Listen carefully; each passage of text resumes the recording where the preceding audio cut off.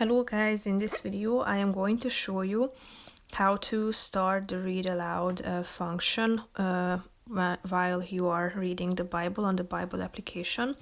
But first I just want to mention, don't forget to subscribe to my channel, because at 10,000 subscribers I am going to show you my whole YouTube revenue statistics and growth strategy, how to make money online. So let's jump into it. First of all, open the application on your phone.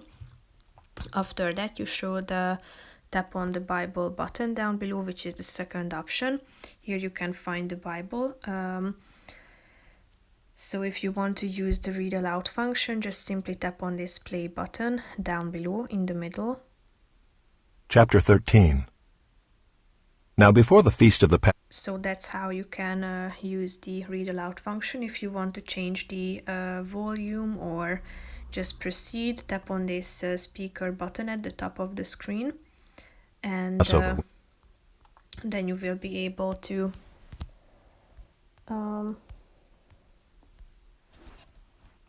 proceed and then to select the speed, and you can also set a timer if you would like to do so. So that's pretty much it for this video, guys. See you in the next one. Bye bye.